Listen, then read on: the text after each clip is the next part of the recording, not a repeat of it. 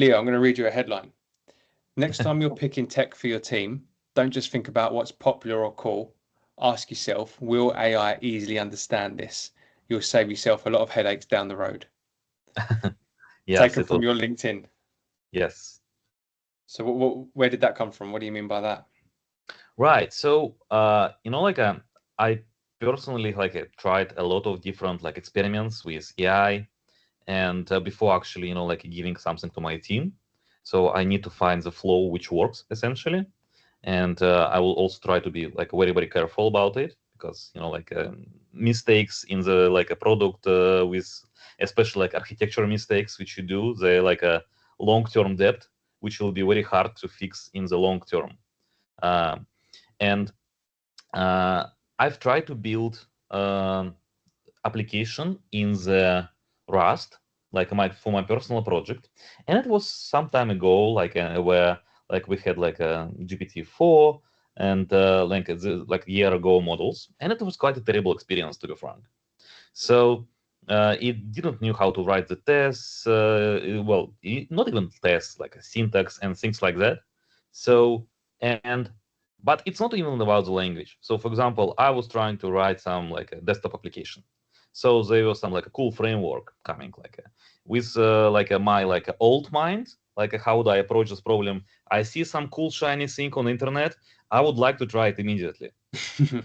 So I'm trying to build it, etc. But at that time, my mind already started be rewiring to actually write with AI help, and I actually started it quite early. And I don't regret. Really it brings me fun back to the engineering and solving problems.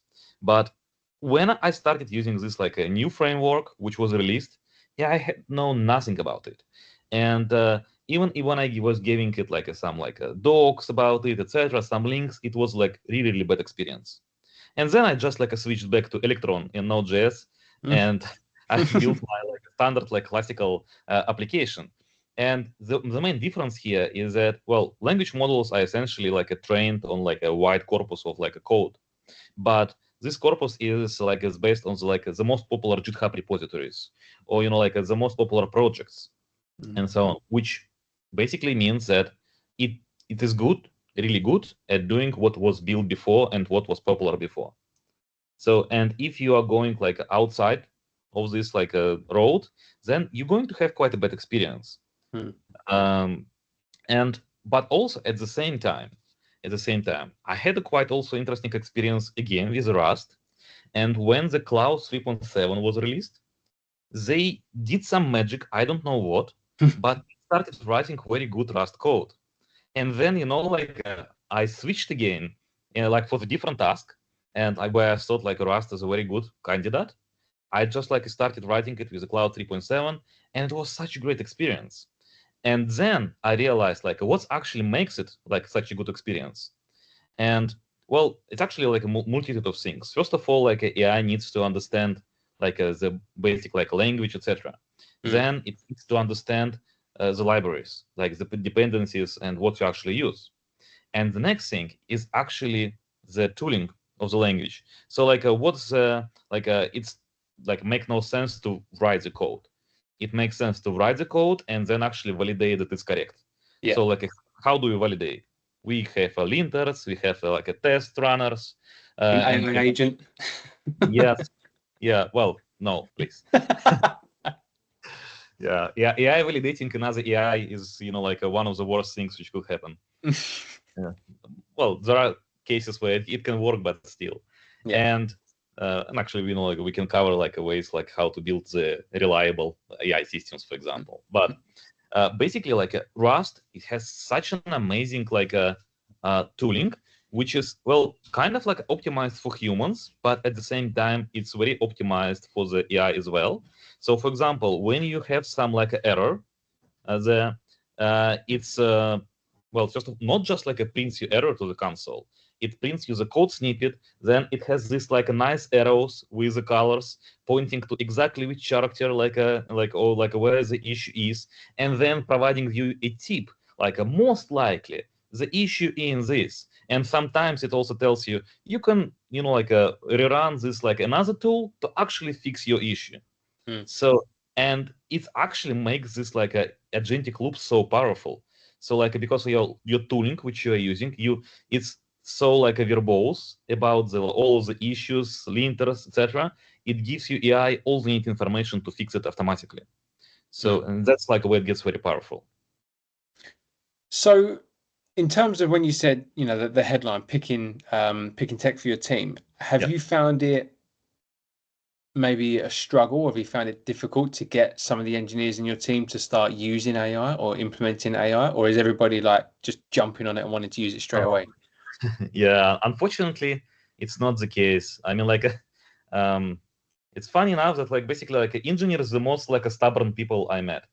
So like they don't want to change anything, and it's like a super hard to impress engineer or in general. So like, and also that's like a while, so like like selling the tools for the engineers, etc. It almost never works. They don't want to pay. It's very hard to impress them. They're very stubborn, and basically, like for example, you provide some like like AI which generates some script and like doing something there. And if I show it to some like to the product manager, they will like their mind will be blown, like it's magic. If I show it to the engineer, like he will say like I can write it in 5 minutes. I can go to Linux, run a few commands. I can do it already. Like it's not impressed, like but. And he is basically the problem. Like, okay, yes, you've like got maybe like a 5 years of experience to get to the point where you're not impressed, but then you have like so many people who will just like a sponge ready like to get all of this and gets like empowered. And like yeah, in my experience, like there's actually people who are like a non-technical or in past was technical, like a customer support, etc. This is the people who really wants like all of this like AI, agentic flows, coding, etc. So Yeah, that's interesting. And that's actually something that you spoke about, or that we spoke about offline, right? When you said how AI has helped non-technical folk level yep, up and be able to support inside the code base. yep, exactly. Yeah, and like my main point here is basically I mean like I kind of can understand why like as a companies like a Cursor, Windsurf, etc. They are pushing for all those like code editors and agentic flows to write the code because like it's like it increases your dopamine. You're doing so much more, like a 10 times more, etc. But is it actually like valuable work? Is it actually what you're doing is actually needs to be done and things like that? So like if you're talking about like building the MVP or like moving like very fast in the startup mode, like break things fast and like all this kind of stuff, then maybe these flows actually do make sense. And also they do make sense, like for people like who wants to be or like who is easily to be impressed, let's say so. It's like a non-technical people, some like a juniors, etc. They see this flow, they like impressed. But whenever it comes to the real engineering, like working with a production grade like a products which is used by like like enterprises, etc. It's completely different story. So you kind of like need to think like 10 times before you actually write the code. You need to have like all of these processes which we have built around the engineering.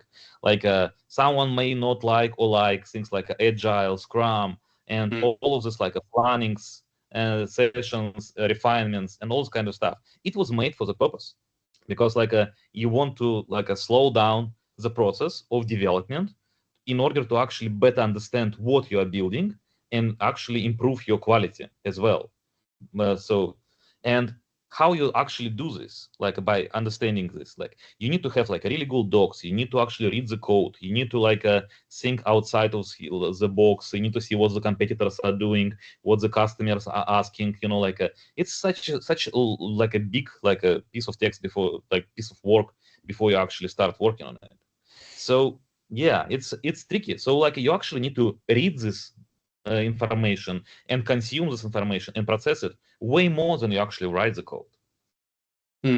What do you think the future looks like for the industry, or even the present day, for junior developers that are trying to make their mark in the software world? Because if you've got AI doing a lot of the stuff that we're talking about now, where the junior software engineers go to find a job? That's like I don't have an answer to this, and I think that's like one of the crucial problems actually. So, well, first of all, I think the term like a junior developer, etc., maybe even will be gone. Because like now the tasks which required, like actual like engineering brain a bit, but still like a junior one can be done by product managers, by UX people, and I see this in my company as well.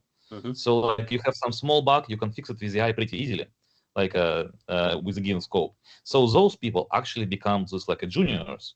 So I would see that like well, first of all, there will be way more product people who also like kind of like perform this like a junior level tasks.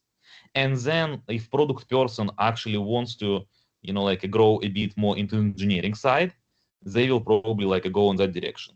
So like a pure juniors, I'm not even sure I will hire like that person right now, because Really? like yes, I don't know like what kind of like a scope, what kind of task I will give to it, and it's also obligation. I mean, like you need to train it, you need to explain it, all of the stuff. You need to mentor this person. And I personally, like a lot of juniors grow to like to seniors, like with like under my management, and I totally love it. But right now, I just like I don't know. Yeah, it's interesting. So what you're saying is that a lot more product people will become, for want of a better term, a junior developer, and then those will then become your senior developers in time if they choose to go down that path. Yeah, yeah, and like there is also like in the engineering progression overall, it's like a no pain no gain, right? Kind of Yeah, like a yeah. you can build like whatever kind of like MVP, but unless you actually feel the pain of productizing it, and like a break production a few times, you'll get like a customer complaints, like shouting at you, like that nothing is working, etc., like a churn and all this kind of stuff. You will, until you feel this pain, you will not become the real engineer as well. So like you need to hit a lot of those bumps first, and in order to actually get this pain, you need to work in some company which actually sells the product, doing the real engineering, etc. But getting into this, like probably right now, already would require some kind of like experience. Yeah. But where you get experience if you can't get it? So Exactly. yeah, Exactly. Yeah, that's interesting. So maybe they need to spend a bit of time in the customer success team to really feel the pain of the customer. exactly. Actually, like one of the like trends I'm seeing is uh, I suggest like a help in the AI coding and configuring all the stuff, and then mentoring to like people in the customer success team or solution architects or similar, to actually help them better as the engineers. So, and actually it's like it's a very good way to do so, because right now anyone can be engineer. Like I mean, like if they want to, it still require rewiring your brain to be like a like a yes, like problem solver, etc. But it's not no longer such impossible job. So yeah, join the company you're really interested in, and you can I'm pretty sure that like if you will go to some like a product manager or like engineering manager, and I would say like please give me a few small tasks, I would like to play around with it and be better in engineering, like they will be happy about it. That's interesting. So can we talk a little bit about the internal tool that you've developed? Yeah, so like basically as I mentioned, I really didn't like pattern or follow this like a tools like a cursor, etc., where it's focused on writing the code, and also at the same time, one of the kind of like a like a dark UX patterns or similar, they basically advise that like it's like a full coding assistant which can work on any kind of like a code base, etc. So, and while in reality they are like a for-profit companies which needs to optimize their flows to be the most efficient, and they need to minimize what are the like a main cost factor, for example, doing the AI requests. So the more data they will send from your machine, the more data it will require to process, the more it will cost them money. And so also like interesting note. So let's say like a Cursor or Windsurf subscription. Like initially it cost only like a $20, like right now to subscribe to it. I've tried to replicate how much it's actually cost if using direct API. So and I've got the number. So like so this like a $20 is like a $200 in real API tokens. So you can imagine, well, first of all, how fast they're burning the money, even if they have a custom deals with all of these LLM providers, but also they're trying to get as much users as possible. But Anyway, and I'm just like not the audience, and like the engineers and people who are using it is not the audience, for example, of the cursors. So the projects which I'm using are not suitable for the cursor or windsurf or similar. The people who wants to get more into the engineering and like also like answer the questions about the product, they also don't like the code editors and talking with it. So, and the quality of the response, as I mentioned, like for our projects, like was like very mediocre. We have a big, like a multi-million lines code base. It just like it doesn't work well with these tools. So it required building kind of like a new tooling, which can work with big code bases, and it will be like a smarter. So like both bigger and smarter, essentially. Okay. Yeah. So and optimized for actually answering the questions and reading the code. So like not writing it. Yeah. So right now, so basically like what we can do, like, and this is flow from like where everyone in the company can like go and do it right away. You have the dashboard where you pick the project, like for example, like API gateway, and you can chat with it. Basically, how do this feature works, or like I have this bug, why it could happen, or or like provide some logs from the customer and say like why this like issue is happening or this panic, and it will answer you. It will show you some diagrams if required, and things like that. And we use it literally like for everything. So for customer support, for like solution architects, for plannings on the tickets, so like pre-planning and things like that. Yeah, a lot of use cases. Out of all of the code base that you just spoke about, how much of it is written by AI versus how much is written by a human? Yeah, so we have like a few projects where we experimented almost like a fully AI code, and one of them actually like our new project called like a Tyke AI Studio. So essentially like a AI management product, let's say so, and it's written by AI a lot. Okay. So yeah, but and while it has own challenges, but for this stage of the product, we managed to develop quite a decent product, let's say so. But okay, this is like a new product. This is like a almost like a R&D, and using AI for it is fine. Okay, but we also have the enterprise grade products like API Gateway, etc., which is used by big banks, enterprises, etc. So we can't afford, like a stupid mistakes there. So Hallucinations in the code base or something. yes, yeah, exactly. And also, like an important note here that it's existing project. It's like a 7-year-old project, like even like a 9-year-old project. So like it has a lot of history, a lot of the code. It's not the same as starting new boilerplate project or similar. Yeah. Yeah. So uh, and for this project, I actually like I would say I do not have worries about if someone writes the code with AI for multiple reasons. Because the quality and how we control it, it doesn't really depend on who will write the code. Will it be human or AI? It needs to go through exactly the same checks. So, for example, like we have rules that like it should go through at least like 2 pull request reviewers in addition to the person. It needs to go through all of those checks like a minimal test coverage, minimal this, that, etc. Like various security tooling, automated end-to-end test, etc. So like it's like we build the flows which don't even where we don't trust humans. So the same way as we don't trust the AI. So I don't trust anyone. So like from this perspective, I don't care who will write the code if it will pass all the checks. Yeah, that's interesting. Okay. I'm glad you said about security as well. That was really, really good. Bang on topic as well, which is cool. So one comment that you made in our conversation previously was that you said something along the lines that every tool has its time. Yeah. Nothing is forever. So do you think there's something in the market now that's maybe coming to the end of its hype? You mean like in like a AI perspective? Not just AI, but in general software. Oof.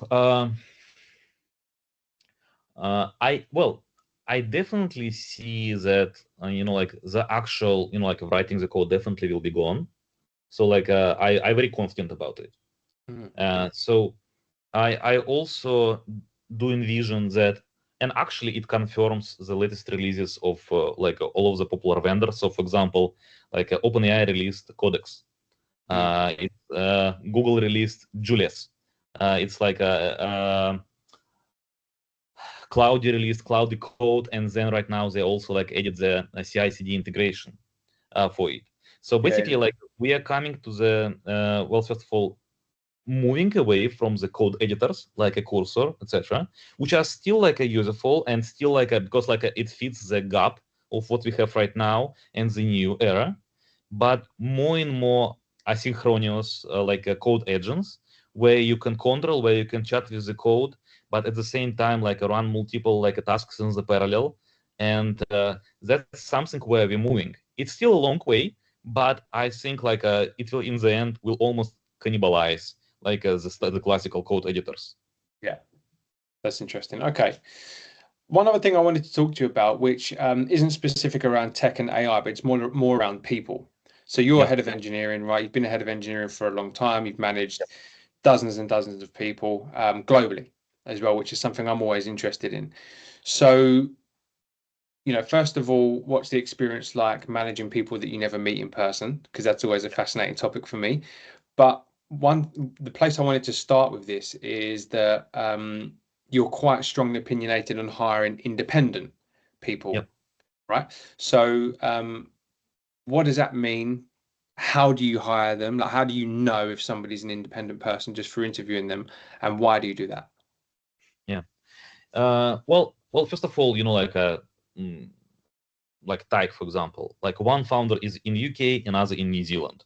So like you can imagine like a time zone gap, especially like when it comes to like serious decisions and like day-to-day work. But like it was like in the company like a backbone from the start. So like well overall like we in general like I would say like we had no other choice rather than do like a fully distributed team. Mm, And in order to like to survive this, you kind of like have to like develop the synchronous communication and all the processes which work. Otherwise, your company just like won't survive. yeah, So it's um and also like there were like multiple, I would say, milestones in the company when it was scaling. So like it's one thing like when you have like a 7, 10 people in the company, then the next like a scaling like for example like 40 people in the company, and then you have like a 150, yeah, and it's a very different vibes, it's a very different structures and processes, and like sometimes like adding like a more like a structure, sometimes removing the structure. So hard to say like what exactly like made it work. As I mentioned, like well, first of all, like a lot of writing, a lot of like asynchronous communication, and also the processes, like for example, like the Scrum, Kanban, whatever it is. But at the same time, so like the people, and like I think it's kind of like a um, hiring. Well, during the hiring, like what I look for. I look for first of all for chemistry on the call. So like it should be like pleasant for me to speak with this person. mm, So like it's hard to describe what exactly this is, but like when you talk with the person, you feel some vibes, and like it's like a people thing. We're people. We may like or dislike someone. Then I do look for the spark in the eyes, and I usually try to trigger person to talk about their personal projects or some like a cool stuff they saw recently on the internet or similar, to mhm. basically like hear like how they engaged about like some of those topics or not engaged. Maybe like sometimes they're just like with like a stone face, like replying with like a predefined replicas. So yeah, and I also look for like a like, how would say like being imperfect a bit. So in a sense, like I want like the person to be arguing with me. So like Mhm. I don't want the person who agrees with everything what I say. Strong opinions and real kind of thought behind why they feel that way. There's no right or wrong, but if you feel a certain way, tell me why. Yeah, exactly. And like one of the important things is you. It's not important just like to hire the right person, and also I would say there is no such thing as a right person. You may looking through 100 candidates and reject everyone because they are not perfect or similar, but there is no such thing like as a perfect candidate. What I noticed is that if you give this a person the place to grow and the place to express themselves, then that's where they usually start to shine. Yeah. Because it's you're putting them into the environment where they feel comfortable, they can express their thoughts, they can grow, etc. If they don't want to grow or similar, okay, you can leave the company. And we had a few such cases, obviously. But usually when people not put in the box and they're giving a very flexible, working environments, but at the same time a very clear goals, and also some support, we can support you here, there, etc. That's no one complains usually about it, and it's actually not that hard to do from if you think about it. But at the same time, you need to put your own ego a bit away and try to delegate them more, try to put more trust to the people, try to let them do some mistakes even if you know they will do them, and things like that, and supporting them for this step. Yeah. So it's not tiring. And how long have you been in the business for? Well, so I'm in IT for 20 years right now. So in the current company for 8 years. 8 years. Okay.